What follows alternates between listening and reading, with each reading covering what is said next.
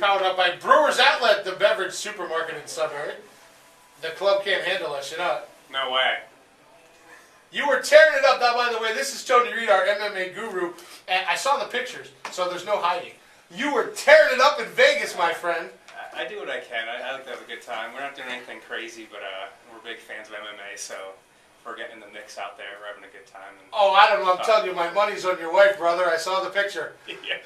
And I don't think I found anybody who was going to bet against me. You know. If I'm a smart man, which I like to think I am to some degree, I would definitely defer and say she would take the victory in that one. Yeah. Well, that's just because I know you that you wouldn't hit a woman, so she's got an That too. advantage. You know. That But too. at any rate, hey, you are fresh off a trip to Vegas in UFC 155. Yes. Where I know you went to cover the whole event, but of course, I know you've got some serious ties to Tim Boschen. We'll talk about him in just a minute. Sure. But how was the whole the whole thing? Because I was flying in and you were flying out, and we were both worried about weather and and all that good stuff.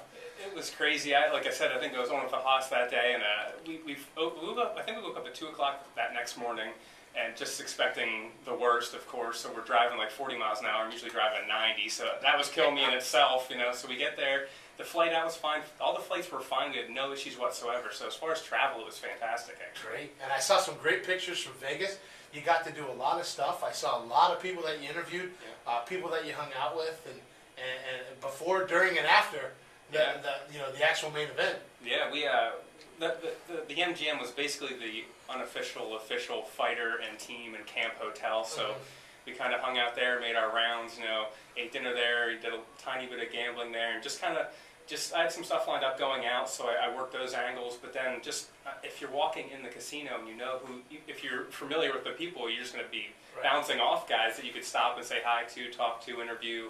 People I've known from previous events. We were heading to the weigh-ins, and we were kind of in a hurry. We're kind of running around. We get to the weigh-ins, and Michelle stopped me, and she said, "There's Stitch, who's the world-famous cut man for the UFC and MMA and boxing." He's well known. I interviewed him, and it's actually in the one magazine this month, Ultimate MMA. And I happen to have a copy with me, so I go over and, "Hey, Stitch," and he's stops what he's doing, gives us big hugs, kisses my wife. He basically reads the interview on the spot. Loved it. It's just times like that make it all worthwhile. Getting to kind of reconnect with people and connect in the first place, interview, hang out, even if it's just a picture, whatever. It's just a great atmosphere and great environment. Well, yeah, and you've got pretty much unlimited access because.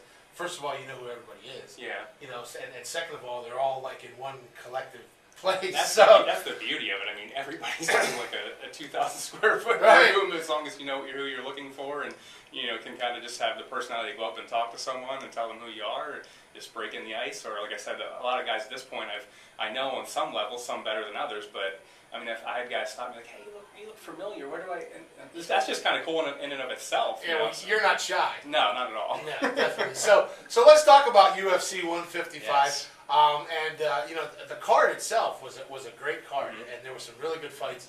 And let's talk about the main event first because that was kind of a good battle. That was huge. It was for the heavyweight championship. It was Cain Velasquez against Junior Dos Santos. Dos Santos held the title going into the fight. He knocked out Cain about 14 months ago. It was Cain's first loss at the time, so there was some history there. In this fight, it was all Cain Velasquez. 5 full rounds. He was on him like a cheap suit. Cain rocked him with a it's absolutely fact. If you watch that fight, he was on him. But Cain landed an overhand right early in the fight. Junior was never the same after that. From that point, it was just Cain. He was a wrestler, an amateur wrestling background. And Junior's basically a boxer. I know. I say basically because everybody's mixed now, but Junior's basically a boxer, so Cain's game was to close the distance, get it to the ground. He had his hands on Junior the entire fight, takedown after takedown, and he's not an overly powerful man, but he was landing punches and bunches type of thing, and just the accumulation over 25 minutes. Yeah. Oh, yeah. I mean, it was so lopsided. It completely shocked me. I actually would have picked Dos Santos if someone asked. I was shocked, but props to Cain. He did an amazing job, and the crowd, it was almost 50-50. It seemed like every single person in that place was either for the Brazilian Dos Santos or for the Mexican-American Cain, and no in between. Oh my God, the crowd! It was like you're like one of those huge soccer stadiums. Yeah. Just the flags were there, and people were screaming words I didn't understand, but I loved it anyway.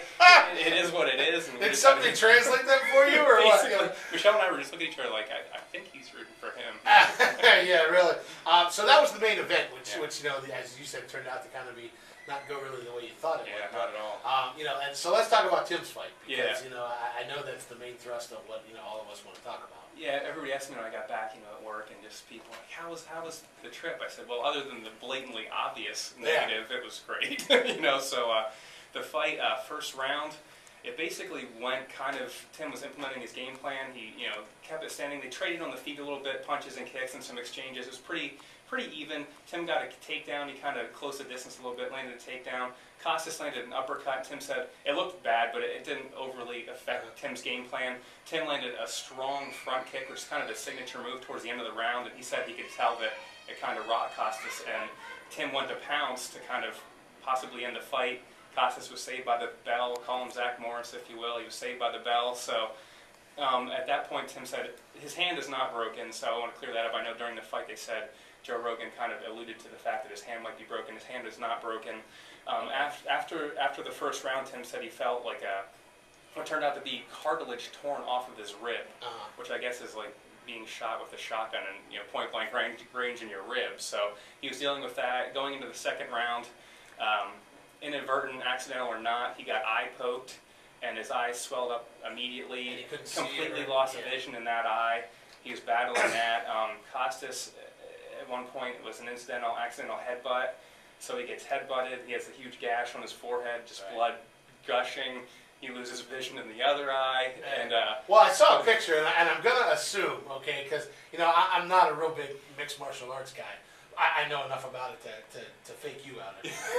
But I'm gonna assume that it probably wasn't as bad as it looked because I saw a couple of pictures that he looked like he was beat up pretty bad. But I'm assuming that he's okay. It was more superficial than anything. Yeah, and also the other issue is a broken nose. So he even told me, he's like, dealing with one of those things, two of them, 3, it really starts adding up quick. And it went into the second round, and he kind of, what they call pull guard, which is kind of dropping. He took a couple shots as a wrestler, taking a shot to try and get the guy to the ground and close the distance. He took a couple shots, and it was just like, ooh, doesn't look quite right. He started pulling guard, which is kind of like a butt scoot. You get on your butt and try to engage the other guy. And if you see Tim Boach doing that, you're like, I just knew, I'm like, oh man, something's not quite right. We didn't have the advantage or disadvantage of hearing the commentary. Right. So we're kind of like, oh, it's just, we knew it wasn't good. And we talked to him after, and we got the gist of what had happened. And just a series of unfortunate, accidents and incidental things. And in my opinion, he could have easily won that fight if it weren't for a few of those. Like I said, one of those, 2 of those, maybe 3, 4 of those things start adding up, and he's only a human being.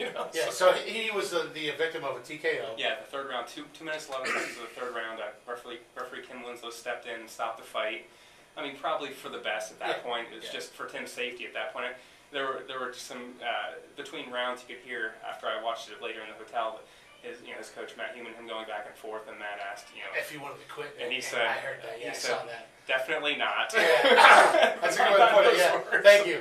But okay, so he loses in the third round. TKO. I guess that's not a victim of a TKO. What he was TKO'd in the third round. Yeah, technically not now. Right. Technically. Yeah. Right. So what happens now? That's a great question. Honestly, your guess is as good as ours at this point. There's so much.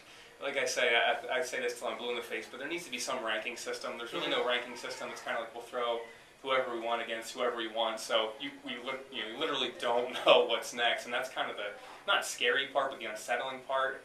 You lose one, and it's just one of those things. It's like, what is next? There's so many guys in the mix there. It could be a number of guys, and Alan Belcher took a loss that night. He didn't look overly impressive. Yushin Okami, who Tim beat in the past, picked up a win, so now he's kind of there. They're throwing Costa in the mix now because he picked up, obviously, a big win against him. So it's just, there's so many guys. And Anderson's still there. Chael Sonnen bounces back and forth. Michael Bisping's in the mix. There's Vitor Belfort. There's just so many guys in that mix, and there's really no definitive, like, okay, 3's going to fight 4 now, or 4's going to, there isn't that. So. Sounds like major college football. What's the problem? Yeah, there you go. Basically. But I assume, I shouldn't say I assume, but I'm guessing that if Tim isn't home yet, he's coming home soon. And he was actually home before I was. He really? came home Sunday, and we came home Monday. Well, that's because you were out. That's because you were out visiting all the Pawn Stars and stuff. I mean, your vacation was your vacation started. Yeah, it was.